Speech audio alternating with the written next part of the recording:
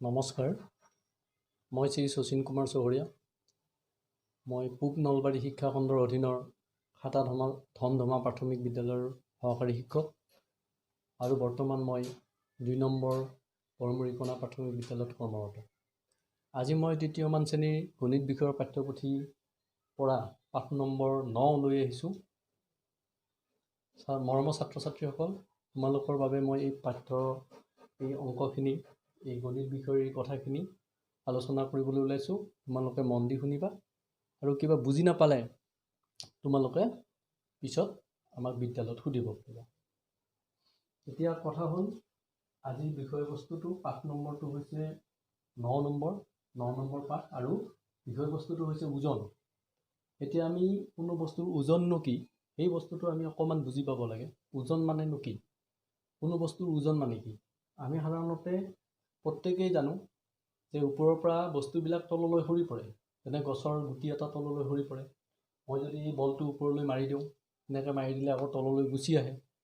তাৰপিছত ধৰা হ'ল এই পুতলাটো মই যদি ওপৰৰ পৰা এনেকৈ এৰি দিওঁ, তললৈ গুচি আহে। গতিকে প্ৰত্যেক বস্তুকে পৃথিৱীৰ এটা কিবা শক্তি আছে, এইটো তোমালোকে ডাঙৰ হ'লে ভালদৰে বুজি পাবা। এইটো মাধ্যাকৰ্ষণিক শক্তি বুলি কয়। সেই মাধ্যাকৰ্ষণিক শক্তিটোৱে পৃথিৱীৰ মাধ্যাকৰ্ষণিক শক্তিটোৱে প্ৰত্যেক বস্তুকে তললৈ টানি থাকে।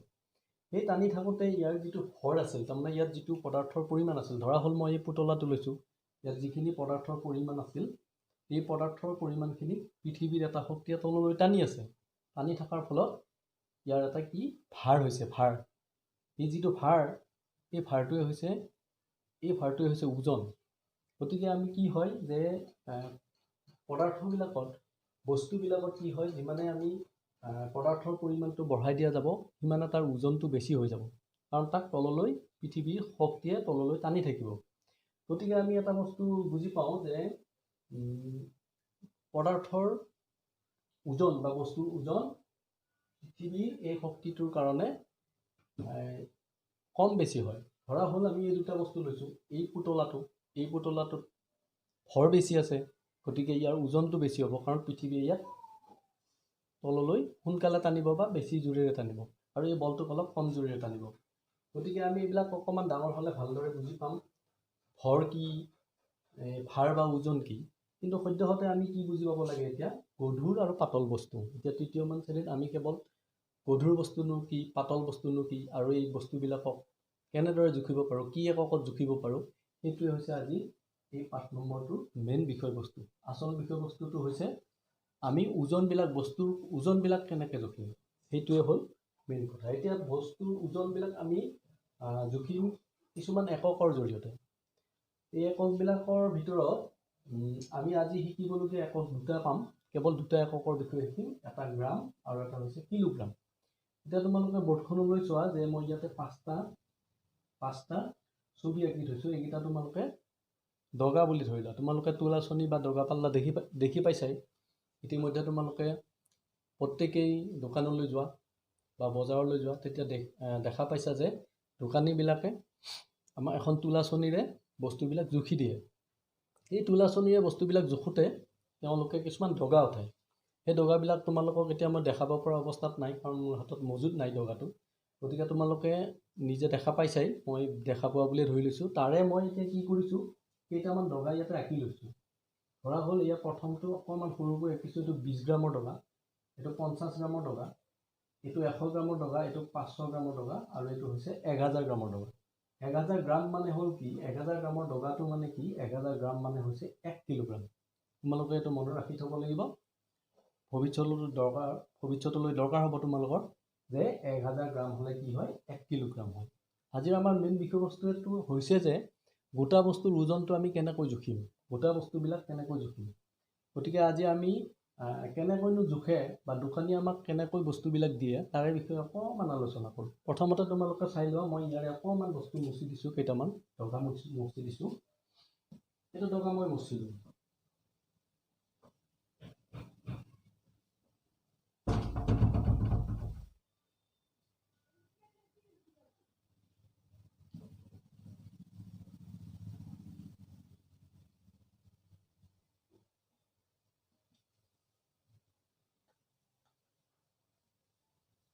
ধৰা হ'ল যে এই 1000 গ্ৰাম বা 1 কিলোগ্ৰাম যিকোনো বস্তু এটা আমি পাব লাগে। ধৰা হ'ল আমি দোকানৰ পৰা 1 কিলোগ্ৰাম চেনি কিনি আনিব লাগে।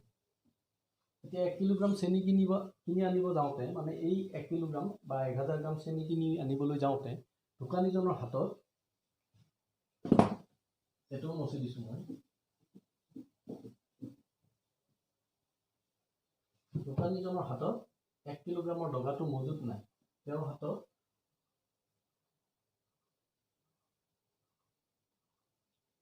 যেনিবা এই 100 গ্ৰামৰ ডগাটো আছে। 100 গ্ৰামৰ ডগাটো আছে। তেতিয়াহ'লে আমাৰ 1 কিলোগ্ৰাম চেনি তেওঁ কেনেকৈ দিব? এই 1 কিলোগ্ৰাম চেনি কেনেকৈ দিব সেইটো আমি এতিয়া হিচাপ বা গণনা কৰি উলিয়াব লাগিব। সেইটোৱে হৈছে আজি আমাৰ মেইন বিষয়বস্তু, যে গ্ৰামৰ পৰা আমি 1 কিলোগ্ৰাম কেনেকৈ দিম। তোমালোকে চাই লোৱা, ইয়াতে মই লিখিছোঁ 100 গ্ৰাম। 100 গ্ৰামৰ ডগা এটা উঠালোঁ, আৰু এটা উঠালোঁ 2টা, আৰু এটা উঠাইছোঁ 3টা, 4টা উঠাইছোঁ, 5টা উঠাইছোঁ, 6টা উঠাইছোঁ। আমি হিচাপ কৰি যাম। 100, 200, 300, 400, 500, 600, 700, 800, 900, 10, এয়া হ'ল 1000। এতিয়া 100 গ্ৰামৰ ডগা 1, 2, 3, 4, 5, 6, 7, 8, 9, 10টা উঠালে। এই 10টা ডগা উঠোৱাৰ পিছত কিমান হ'ল? 1000 হ'ল। আমি যেতিয়া এতিয়া স্থানীয় মানৰ হিচাপত এইটো অংকটো হিচাপ কৰি চাওঁ ইফালৰ পৰা 100, 10, 100, 1000 মানে 1000। মানে 1000 কি হ'ল? গ্ৰাম হ'ল। 1000 গ্ৰাম হ'ল। এতিয়া আমি প্ৰথমতে পাইছোঁ বা কৈ থৈছোঁ যে 1000 গ্ৰাম মানে হ'ল কি? 1 কিলোগ্ৰাম। 1 কিলোগ্ৰাম অৰ্থাৎ যদি দোকানীজনৰ হাতত 1 কিলোগ্ৰামৰ ডগাটো নাই, 100 গ্ৰামৰ ডগাটোহে মজুত আছে, তেনেহ'লে তেওঁ 1 কিলোগ্ৰাম মাল দিবলৈ আমাক কেইটা ডগা দিব লাগিব? 1, 2, 3, 4, 5, 6, 7, 8, 9, 10টা ডগা দিব লাগিব। এইদৰে আমি গণনা কৰিলোঁ। ঠিক সেইদৰে ধৰা হ'ল এইবাৰ আমি অকণমান ডাঙৰ ডগা এটা আছে বুলি ধৰি ল'লোঁ। ধৰা হ'ল ইয়াত এইখিনি মচি দিছোঁ। ধৰা হ'ল তেওঁৰ হাতত, দোকানীজনৰ হাতত 500 গ্ৰামৰ ডগাটো মজুত আছে। তেতিয়া আমাক তেওঁ 1 কিলোগ্ৰাম ধৰা হ'ল এইবাৰ চেনি দিব নালাগে। ধৰা হ'ল তেওঁ আমাক 1 কিলোগ্ৰাম আলু দিব লাগিব। তেওঁ 1 কিলোগ্ৰাম আলু দিব লাগিব।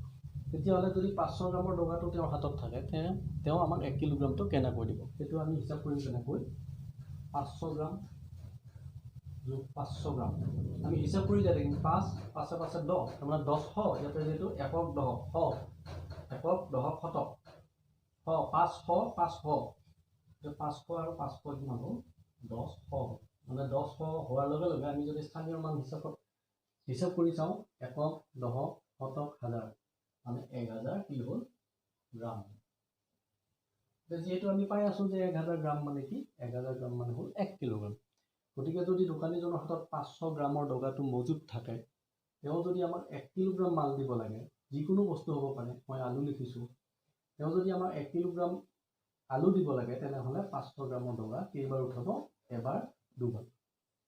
গতিকে আমি এইদৰে ক'ব পাৰোঁ যে কোনো গোটা বস্তুৰ ওজন আমি সৰু এককৰ পৰা ডাঙৰ এককলৈ কেনেকৈ আনিম, কেনেকৈ জুখিম, সেইটোৱে হৈছে এই পাঠটোৰ মেইন বিষয়বস্তু। মূল বিষয়বস্তুটো হৈছে সৰু এককবিলাক ডাঙৰ এককলৈ কেনেকৈ লৈ যাম, বা কেনেদৰে আমি সৰু একৰ পৰা ডাঙৰ একৰ ৰাশি পাব পাৰোঁ হিচাপ কৰি। এইটোৱে হৈছে তোমালোকৰ যুগৰ ধাৰণা ইতিমধ্যে আগতে আছেই, বিয়োগো পাইছা।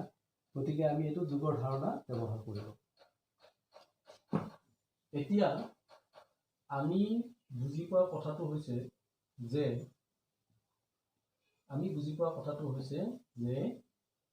1000 গ্ৰামে 1 কিলোগ্ৰাম। 1000 গ্ৰামে 1 কিলোগ্ৰাম।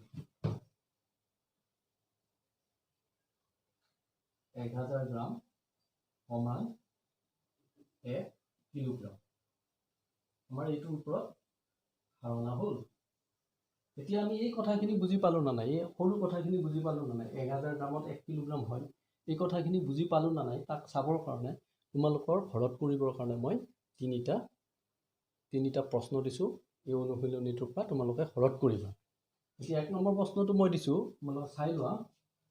1 নম্বৰ প্ৰশ্নটো দিছোঁ যে 3 কিলোগ্ৰামৰ 1 কিলোগ্ৰামৰ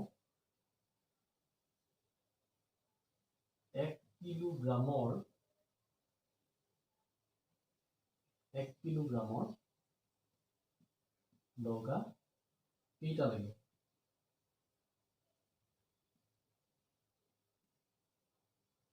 অতি সহজ। 3 কিলোগ্ৰামত 1 কিলোগ্ৰামৰ দগা কেইটা লাগিব? মানে অৰ্থটো এনেকুৱা যে 1 কিলোগ্ৰামৰ দগাটো দোকানীজনৰ হাতত মজুত আছে।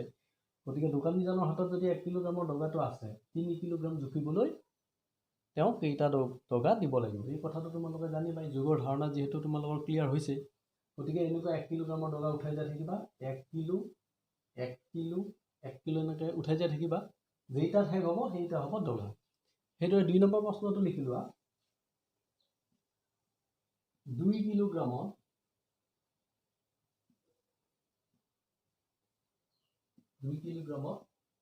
500 গ্ৰামৰ দগা কেইটা লাগিব?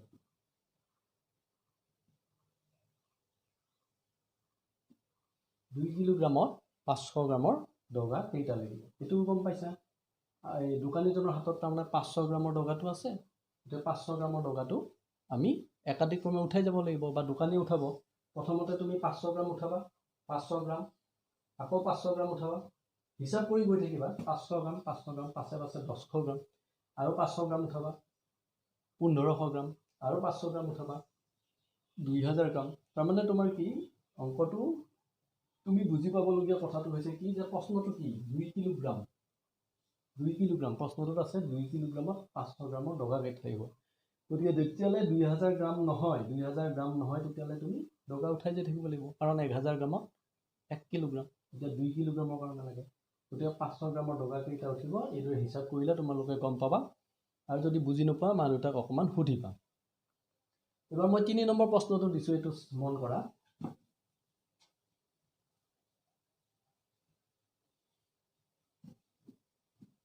3 নম্বৰ প্ৰশ্নটো 1 কিলোগ্ৰামত